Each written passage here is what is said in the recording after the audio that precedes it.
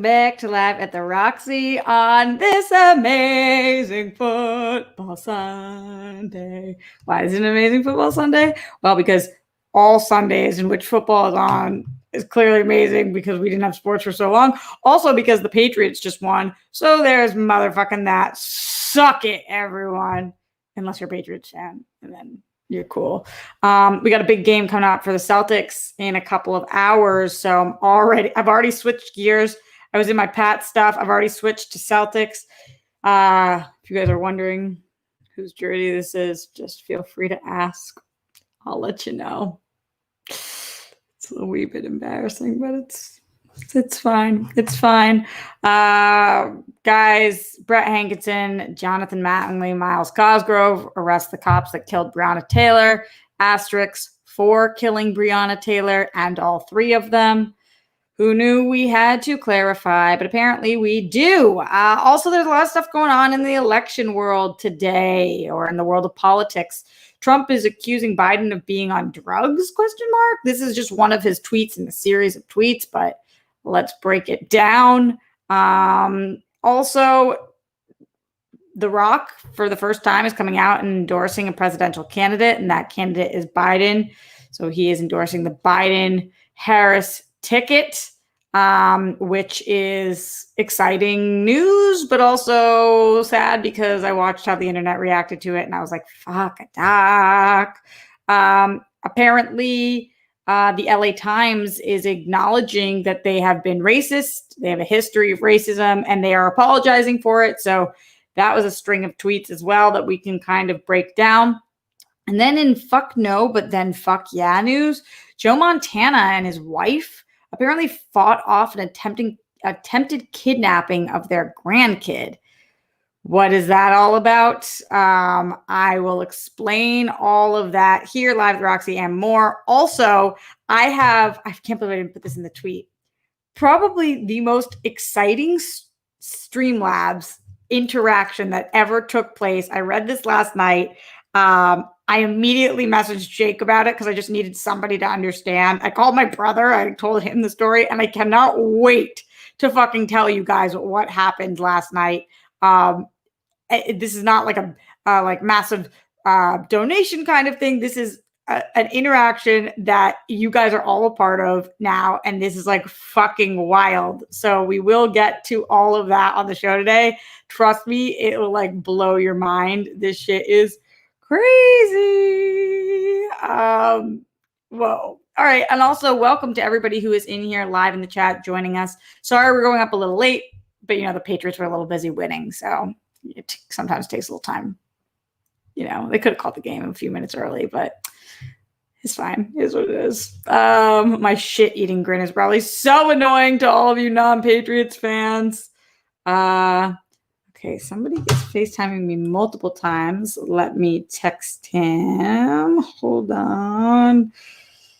Did you guys ever get worried? Like when somebody FaceTimes you once, it's like, that makes sense. But then if there's multiple FaceTimes, you're like, is something wrong? Is everybody okay? What's going on? So I don't know if you guys get like that. Tom Brady sent to Streamlabs. That would be fucking incredible. That would be so great. But no, that's not what happened. But this is pretty fucking dope. Also, if you guys are wondering, I just posted a picture on Instagram today. Mike Kalinowski last night on Tom Dagnino's birthday stream made fun of me for all my thirst traps. And this is probably the biggest thirst trap I've posted yet. But I never used to post thirst traps ever. And now I'm owning my thirst trap self. Like, I love taking pictures that make me feel fun and sexy and hot and that are cool. So fuck everybody who is anti-thirst trap. It's not even a thirst trap because I'm not trying to trap anybody. I'm just trying to live my best life.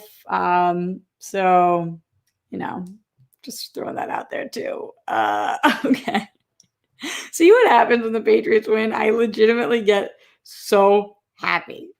So happy. No, the person, thank you, Brittany, saying that I could take the call. No, the person just said, my bad. It was okay. So I just wanted to make sure that everything was good. And now that I know it's good, we can move forward. Also, do you guys see these little earrings? Steph Sabra, the amazing Steph Sabra, who we need to get back on the show ASAP, got me these little bunny earrings. How fucking cute is that? Send bennies, baby. Let's start with the super chat. Then we'll go to Streamlabs. Then we'll talk about some of the stories of the day. Let's see. Carlos Camejo says, is that how you say it? Camejo. Do you fast on Yom Kippur? How do you observe it? I talked a little bit about this during our World Goals episode featuring Rosh Hashanah and giving Rosh Hashanah a whirl. I typically do not observe Yom Kippur. I have in the past, and I have fasted before. I usually just on that day try to be very cognizant of the things that I have done that I would like to continue to do in the new year and this year, and the things that I've done that I don't feel great about. And for me, a lot of that is about getting off of this Ferris wheel that I've been on for a long time, I guess, roller coaster. And yeah, so I don't usually fast. I was thinking about doing it this year, but I don't think I need to because I'm not that religious. I just like what the Jewish holidays and the high holidays stand for. But I do usually also reach out to my grandparents. They don't fast either. They used to when they were younger, but like at 93 and 95, especially with Papa and his dementia, what are you going to do? Like, that's a no. It's a hard no. But thank you for asking, and thank you for caring about the Jewish holidays. I really appreciate it. That's awesome that you guys are aware and supportive. And let me know if you guys are Jewish in the chat, if anybody does observe Yom Kippur. Sir Joker40 says, but Roxy, that picture was fire. What? I will say it's doing pretty well for me right now. And also, you always know when you post something that's considered thirst trap when right afterwards you get like a couple of text messages from random people you haven't spoken to for a while. It's like they don't reference it, but it's like, I see your game. I see your game. Because most of the time I'm out here looking like this in my Celtics jersey and my headband. So anyway, okay, let's go in the Streamlabs, streamlabs.com/Roxy Stryer. Let's go back to anything that was submitted yesterday after we did the live stream. So that would be starting with Big Mo. No, Big Mo. We read Stone Fanboy. Nope, we read that. Hot Cinnamon. We read that. Gingerbread. I think it's gingerbread. Told you this last week about Jamie Chung. Super proud of her. And also the Eiling B comparison. She's 36, got a show on Hulu. And the Paul Rudd show. But she's still on a trivia show in the UK. Super similar to you, actor, writer. Roxy, hell yeah. I don't know who that is actually, but thank you, Gingerbread, for that. Yeah, that's talking about yesterday when I was talking about transitioning careers and how it hopefully will work. Texas teacher in the Streamlabs, streamlabs.com/Roxy Stryer said, I'm back at 7 days. Woo! 7 bunnies for Texas teacher, guys. 7 days sobriety. Fuck yeah. Thanks for the support. I came clean with my family about my relapse, and while sad, they are being supportive. Most of them, as you know, teaching pays poorly, and I freelance edit and write on the side, but I've never been happier. Texas teacher, 1 day at a time, baby. We're here. We're all rooting for you. You have the entire support of the rock stars, and we just want to see you sober and happy and succeed. So, and in order to succeed, you got to be sober, and in order to be happy, you got to be also. So, and that's specifically for you, Texas teacher. We're rooting for you, rooting for you. All right, guys. Leonard Kim in the Streamlabs. Hey, Roxy. While I don't share your fervor for Vin Diesel's single, I think it's pretty good. I'm glad it gives you joy and has you in brighter spirits. Love the jersey, and you look lovely today. But then again, when are you ever not? Leonard Kim for the win. Thank you so much. And Big Mo says, okay, I just saw the IG post and damn, Rocks, looking hot. I'm all for thirst traps. LOL. Yeah, slay, baby. Okay, are you guys ready for this, though? Are you ready for the big one? For the big moment? Jake, I'm not hyping this up too much, right? Like, this is really fucking wild. So for anybody who hasn't been watching the show the last couple of days, remember that we had 2 different actors come into the show and ask for different advice. They were both young actors who, one of them was LD123, and she was the one who was talking about not feeling comfortable doing the topless scene and then talking to her directors about the pasties. And then we also had another actor come in, Nation ZZZ, who was talking about getting a boner during a kissing scene and running off of set. And they were both separately asking for advice. So that happened in the last couple of days. If you watch the show, you remember what I'm talking about. So last night, as I'm looking over some of the Streamlabs for today's show, I see LD123, the person who was talking, the woman who was talking to us about the pasties, submitted 2 different Streamlabs. Here's what they say. Yes, the pasties make me feel better as my nips are covered like in a bathing suit, swimwear. Crazy story. A few days ago, I was shooting and I had to kiss my co-star. He ran off. I watched your episode on break and Nation ZZZ is my co-star. We sat down and talked about it. And once we get this, I'm wrapped. I told him it's no big deal. And I was flattered that he was so turned on. We worked on it. And I think all will be good when we get back to work. Best acting / life coach. Yes, LD123. And yes, Nation ZZZ. I am like floored by this story. I'm so effing excited for you guys. First of all, both of you guys randomly watching the show is epic. We've got a strong group of rock stars here, but that's like so random. And then also both of you guys coming here for advice and then it being the same movie. I mean, that is fucking crazy. I was like losing my shit reading that. What are the fucking odds? So hell yeah to both of you guys. I'm so glad we were able to make it a little more comfortable. I love that you called it flattering because I bet that would make Nation ZZZ feel like totally comfortable with it. And you have to have a comfortable environment on set. So I'm loving that you're able to see it in that way and that you guys were able to connect and communicate and make it a more comfortable situation for both of you guys. Everybody in the chat's freaking out too, right? That was fucking mind blowing to me. I was like, damn, this shit is really, really, really awesome and random. So much love for both of you guys. And just like, yeah, I thought that was the coolest shit ever. The coolest shit ever. Can't lie. I was stoked on that. All right. We can move on, but that blew my mind.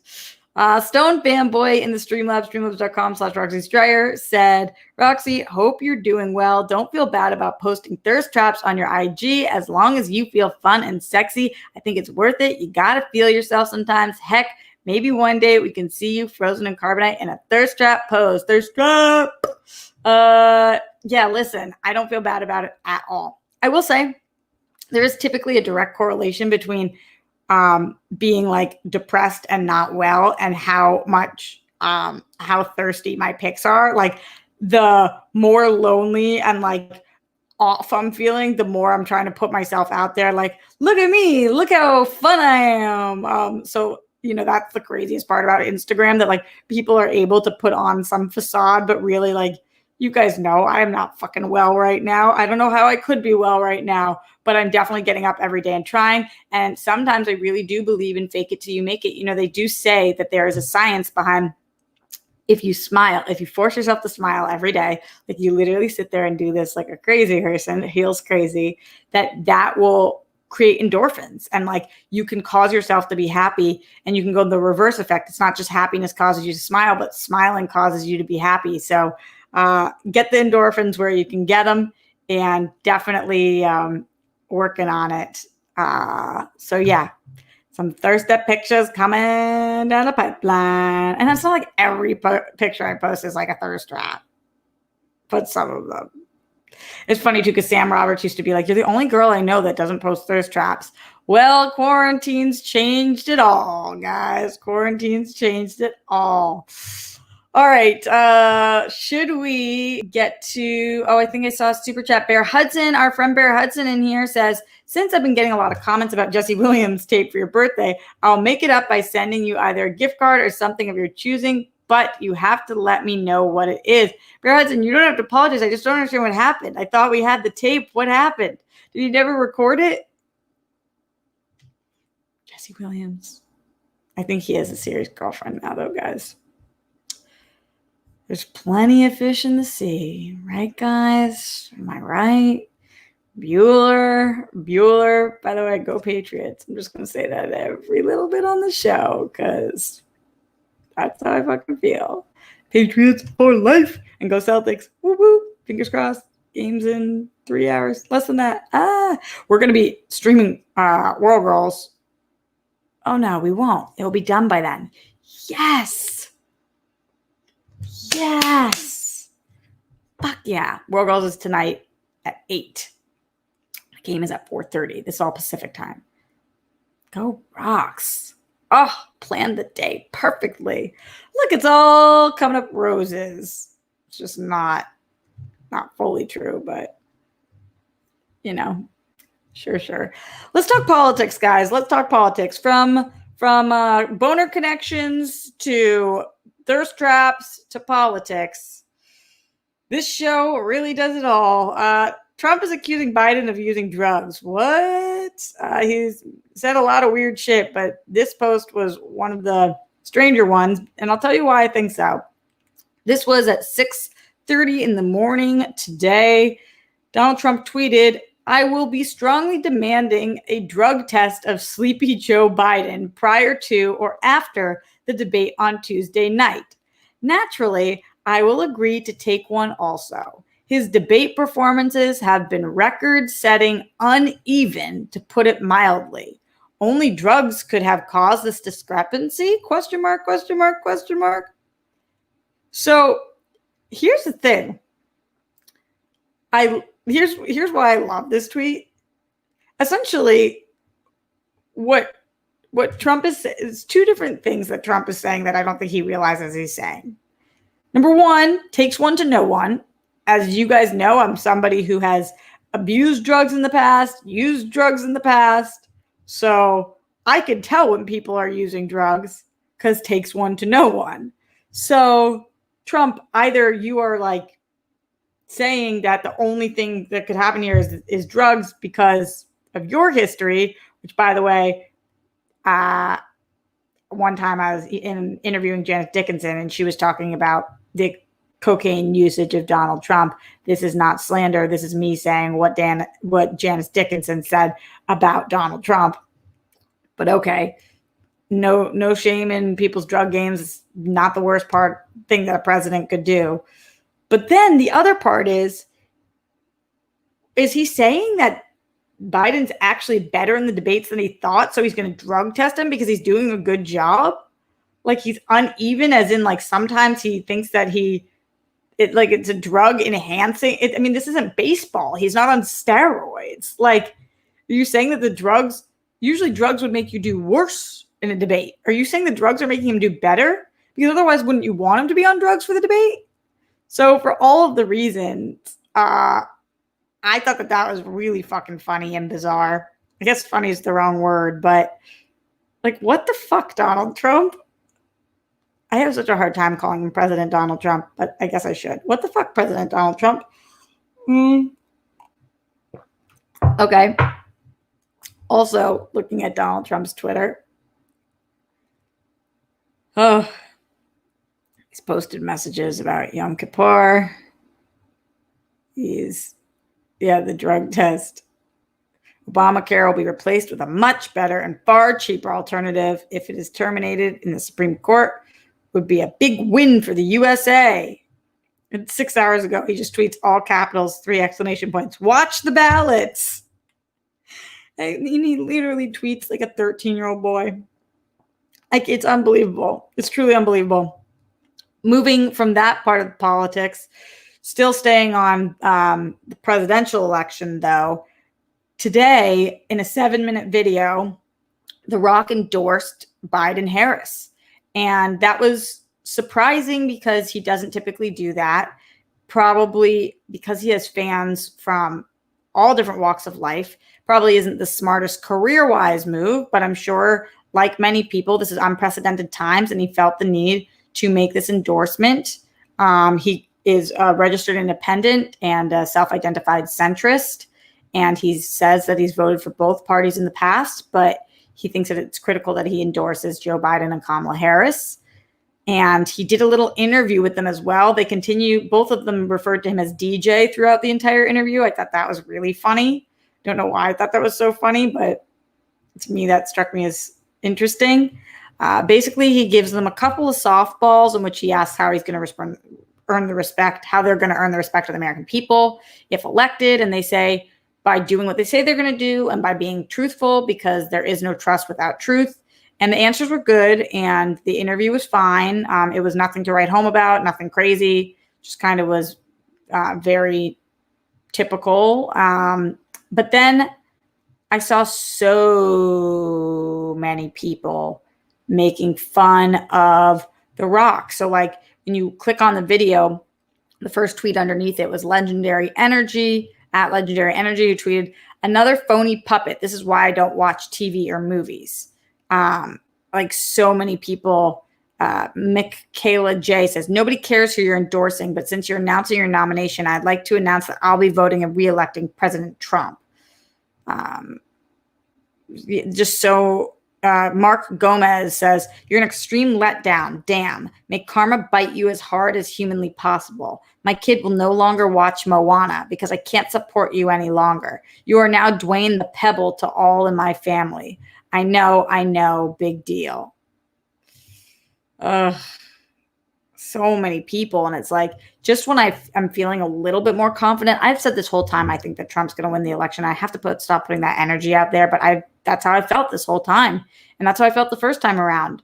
But like seeing all of these tweets were really, really like, it's concerning. It's concerning how much support Trump really does have. Melissa Tate, who based on her icon is a Black conservative Trump woman Republican, tweets back and says, "We know you just want to keep your career in Hollywood. Everyone there is a slave to the system. If you don't toe the Democrats' line, they destroy you. So we see your hustle, Dwayne. Kindness and respect won't save you from the socialist hell we are going to endure if puppet Biden wins." It's like, what? How can you think that? What? Brutal. The Pebble part. Like, but just, and there was overwhelmingly more hate than support, at least from the tweets that I saw in response to him. How are you guys feeling? What are you guys thinking? Do you believe that, do you believe that Trump is going to get reelected? Do you believe that Biden's going to be able to pull this one off? What do you think about The Rock endorsing Biden and Harris? And do you think that will have any effect on the election? Is there somebody out there that you think was like, I don't know who to vote for, but now that The Rock is endorsing, I'm going to vote that direction? I am curious if how much celebrity endorsements really affect the election. I think they probably do, which is wild. Totally wild. Big Mo in the Streamlabs had said to me, streamlabs.com/Roxy Striar, I mean, come on, Roxy, with a body like yours, why not show it off? Oh, Big Mo. As long as it makes you feel good, that's all that matters. Did I already read that one? I don't think so. If I did, then I just wanted to compliment myself again, I guess. Bear Hudson in the super chat said, I still have the tape, but I'm having problems converting it and sending it to you. If you have any ideas on how I can send it, let me know. Maybe just screen record it? How long is it? You really have it? Bear, is this like an elaborate ruse? Like, what is happening here? So bizarro. So bizarro. Okay. Let's guys, I'm getting a lot of nice comments on this. I'm getting a lot of nice comments on this post. I'm just saying. Literally, no, I'm showing up looking like this in my jersey and my sweatband. All right. Thank you, Jake Yakoveta, for putting this in. Any questions, comments, concerns that you guys want read out loud, make sure you submit them to streamlabs.com/Roxy Striar. In the meantime, we will continue talking about what's going on in the world of news, including the fact that the LA Times are apologizing for their history of racism. This was an interesting thread that I saw, but more so wanted to ask you guys, spark conversation about this. Do you guys think, I don't know that there's a company that's been around for more than 30 years, even less than that, that has not exhibited racism. or discrimination of some kind.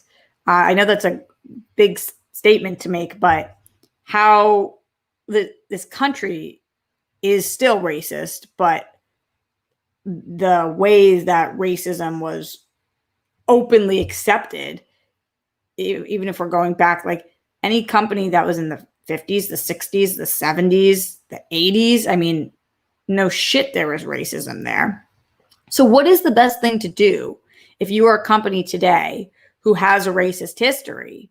Is it to apologize and do your best to no longer show that behavior? Is it to just stop doing racist things? Is it to put out a public statement like they have? What is the best way as a company to rectify what you know has been wrong? Because as I was reading this, I was like, this is super fascinating that this is how they are handling this. And I don't know that I don't know. Should all companies do this? So this was the Twitter moment. It says LA Times apologizes for history of racism. As the country grapples with the role of systemic racism, the LA Times is committed to examining its past. A new project looks at our treatment of people of color outside and inside the newsroom throughout our nearly 139-year history. You're around 139 years. There's literally zero shot you did not do some racist shit. Think about where we were 139 fucking years ago. Like, of course you guys have things to apologize for. So they tweeted and they said, for a large portion of our past, the LA Times was an institution deeply rooted in white supremacy. It's important in this season of reconciliation and reflection that we apologize for our past. And then, like I said, it's a series of tweets. The next one says, prompted by a pandemic, an economic crisis, and a national debate over policing, our nation now faces a long-delayed reckoning with the systemic racism. We owe it to our readers to also take part in that self-examination. This editorial is part of that process. The next tweet says, a tragic example of our history of racism is newspapers' support of wartime incarceration of Japanese Americans, one of the most egregious violations of civil liberties in our nation's history. The Times apologized in 2017 for that editorial position. So 75, now 78 years ago, they supported wartime incarceration of Japanese Americans. So they apologized for that 3 years ago, and now they're acknowledging it again. Then they also tweeted in 1943, so heart of World War II, with our coverage of the Zoot Suite riots, the Times largely ignored the context, the social and economic upheaval brought about by wartime mobilization, and the racist trope of threatened white womanhood, and blamed the victims instead of the assailants. And then there is the art, and they attach pictures of the article saying Zoot Suiters learn lesson in fights with servicemen. Yeah, and that's what that one is. Then they tweeted again, even as the Times became more progressive, its newsroom did not come close to representing the city's demographics. And then they show multiple white men. Then it says the Times won a Pulitzer Prize for its coverage of August 1965 civil unrest in Watts. Yet the reporters and editors on the story were nearly all white. And then they attached their coverage of the 1965 Watts riots. Then it says it was not just the Times that saw fit to hire white men almost exclusively. The story it told were largely for and about white people, which meant Angelenos weren't getting an accurate account of their city, region, and state at the time of rapid change. So them and the majority of newspapers were all doing this. I mean, still to this day, you hear so much about how if a white person is shot, it makes headlines, and if a black person is shot, it doesn't even make the paper. So, or makes the front page if it's a white person. So they apologize for that. Progress at the Times came from the bottom up. In 1982, a group of Latino journalists began an effort to tell a rich and deep narrative of their growing community. The result, 1983 Pulitzer Prize winning series of Latinos. So they kind of transitioned to now what they've done to change. Same year, Times parent company Times Mirror established a minority editorial training program, or METPRO, which continues to this day. So now they've transitioned to like how they are rectifying what they've done. The Times was awarded a Pulitzer Prize for its coverage of the unrest following the police beating of Rodney King in 91. But academics later argued that the Times overemphasized the role of Black Angelenos and sensationalized Black Korean conflict. So that kind of shows that there was like strangeness, and not strangeness, but like part of it is good that they're covering it, but in the way that they're covering it might not be the best way. So one step forward, two steps back kind of thing, 2 steps forward, 1 step back.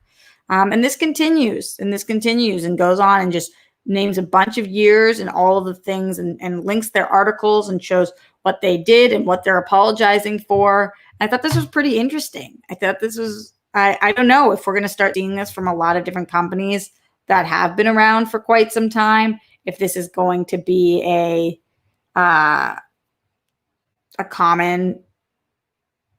common place, not ritual, but like if this is now the new norm where if you fucked up, you have to acknowledge as you fucked up, and then you have to show us what you're doing to make it right in order for us to give you support. So what do you guys think? Is that how it should be? What should companies who have fucked up in the past be doing right now? Obviously, we know that they should be supporting the movement, that they should be hiring people of color, that they should have not only people of color in their staff, but in places of power in their staff, and decision-making places, not just people of color, but people in the LGBTQIA plus community, and people who are women, and people who are minorities of all types. So we know all of those things, but how do they acknowledge what they've done? Is this the way? Let me know what you guys are thinking. Going back for a second, Bear Hudson says, I've been so busy with the protest of Breonna Taylor and making sure there's justice for my queen. I forgot I had it. I also asking people to please donate to Until Freedom to help us, please. Is Until Freedom the name of a fund for Breonna Taylor? Let me know. I didn't know that. And also we are also here for justice for our queen. Breonna Taylor certainly is our queen. I feel like she is the heart and soul of the show, and just fuck, man. Justice feels very far away right now. Doesn't mean it's impossible, but it feels very far. That's a pessimistic view. I gotta change my mindset. Change the world. In the Streamlabs, streamlabs.com/Roxy Stryer, Rockstar Whirllock says, celebrity endorsements don't really matter to me, but if DJ's video can help sway someone to vote for them, I'm cool with it. Also, that picture, damn girl. But whether it's a denim jacket or a jersey and sweatband, you're always hot to me. Rockstar Whirllock. Hell yeah. Thank you so much. Really appreciate you. You're a doll. What a nice thing to say, and appreciate that. Streamlabs and the support. And thank you, Jake, for throwing this link in here again, streamlabs.com/Roxy Stryer. Jake, what do? Do you just have it in I didn't mean to put this up, but public acknowledgement and show change with action. Gregory, I agree. Jake, do you just have it in a notepad and you copy and paste it all the time, or every single time do you have to type it out? Just curious. Just a little bit curious. Yeah, so that's what's going on with the LA Times. Again, let me know what you guys think. Is it the right way to handle it or not? This story was a crazy story that I saw when I woke up. I don't know if any of you guys saw this as well. And again, I got to say, Twitter does a really good job of keeping me informed on a lot of things. Joe Montana, who obviously is one of the greatest NFL players of all time. One of. Not better than Tom Brady. But in this incident, so team Joe Montana, he confronted a home intruder who allegedly grabbed his grandchild. This was fucking crazy. So this is coming from Fox News, but again, that's not always my publication of choice. They just did coverage on this. A lot of places have done coverage on this. It says legendary NFL quarterback Joe Montana reportedly confronted a home intruder over the weekend after the burglar allegedly grabbed one of his grandchildren. Unidentified 39-year-old woman entered the Los Angeles County home where Montana and his wife were staying on Saturday around 5 p.m. using an unlocked door. Law enforcement told TMZ Sports. At that time, the suspect allegedly saw a woman holding a baby, grabbed the child, and walked into a different part of the house. According to the report, Montana and his wife confronted the woman and wrestled the baby away from her. She fled the scene, but was captured by police who happened to be in the area for an unrelated matter just a few blocks away. It's kind of lucky. She has since been charged with kidnapping and burglary, TMZ Sports reported. Montana, 64, played 13 years for San Francisco 49ers and led them to the Super Bowl championship. He then left, and more on Montana. So, I mean, first of all, so scary. So scary. The amount of, you guys know that earlier this quarantine, my dear friend Daria Baronetto, also known as Sonya Deville from the WWE, there was the home break-in with her where there was an attempted kidnapping of her, which was fucking horrifying and scary, beyond scary. It's every person's worst nightmare. I have a dear friend that this happened to when we were younger as well. There's the story of Fran Drescher, and this happens in Hollywood often, where there are break-ins and burglaries and worse. And somebody coming into your home, it feels like that must feel like the biggest invasion of privacy and just so horribly terrifying. And then on top of that, somebody taking your grandkid. And it would be so strange if you see just like a woman take your grandkid and hold them in a different room. It would probably be confusing at first. Like, wait, what's even happening here? Like, sometimes we don't act immediately because it takes a little bit for our brain to process, like, wait, what is even happening? Who are you? Why are you holding? So the fact that they were able to act, that they were able to wrestle away their grandkid, and that this woman has been caught is the fuck yeah part of this story. The fuck no part is that there are people out there that do this, which is like so fucking disturbing and disgusting. Thank God nobody was hurt, and that they were able to keep everything under control to a certain extent. But it's fucking horrible. Wow, Matt Munoz in here says I was a victim of a home invasion. They tied me up and pistol whipped me, fucking chumps. I mean, it's fucking horrible. It's horrible. Awful. I'm so sorry, Matt, to hear that. That's crazy. Just really the feeling of like home is supposed to be where you're safe, and that feeling of losing your safety in your house, just really sad and scary, and I feel for that. So great job to Joe and his wife for de-escalating the situation. Thank goodness. Yeah, as Jig Yoda in here says, just another reason why Montana is the GOAT. I mean, he is one of the greatest of all time. I will give you that. He's one of the greatest. Certainly one of the greatest of all time. This is the argument all the time. All right, guys. We are going to be getting out of here pretty soon. A couple of different updates for this week. Okay. Let's see what's going on. I've got to move. Oh, no, we're good with that. Billy Business is coming on Friday, which is exciting. And Natalia is going to be coming on one of the days this week. I don't know which, but probably in the first few days of the week.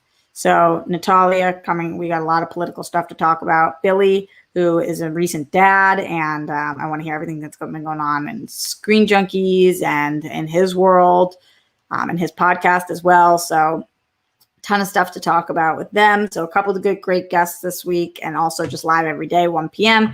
For the World Girls. We're going to be live tonight, 8 p.m. on youtube.com/The World Girls. I'm going to be honest, World Locks is winning the Twitter poll right now. It's not winning the Instagram poll, but I feel really bad about that one. So we're all friends. It's my vote, just saying. Who knows if we're going to be able to get it, but that is the hope. Another Streamlabs coming in before we jet. Streamlabs.com/Roxy Striar from Glenn Caesar, who says 1 of 2. Hello, Roxy. Love you. As always, thanks for hanging out with us today. Of course, Glenn. I hope you and the Rockstars band have as enjoyable as a World Girl Sunday as possible. Bunnies to you all. Excited for tonight's World Girls wind down and hearing the October slate. Yeah, we've got that slate announcement for you guys tonight, which is awesome. And then, of course, Wednesday, by the way, we've got our Bottle Rocket episode, which is going to be sick. Glenn also said, as always, I hope Hopefully you all get lots of fuck yeah news that will lift your spirit, make you laugh, and keep a smile on your face. Once again, remember that you are kind, you are smart, you are important, and the before you are worthy, or maybe in that therefore. It's therefore. This 2-line thing is so fucked up. You are worthy. Peace, love, and hugs. Thank you so much, Glenn. You are a doll of all dolls. Anthony Crotty in the Streamlabs. Thank you for another one, Anthony Crotty, who submitted at streamlabs.com/RoxyShire, said, I would not trust the response to The Rock as they could be disinformation/bots. Didn't look like bots. These people had like tons of tweets and followers and all that stuff. I would not be surprised if Trump got reelected. I am Irish, and a lot of people here feel the same as I do. Roxy, you are rocking the sporty spice look today. Thank you so much for that. Are you seeing people feel the same way as you do, that he might get reelected or that you dislike him? Or what are you guys thinking? Or the Irish thinking? Let me know.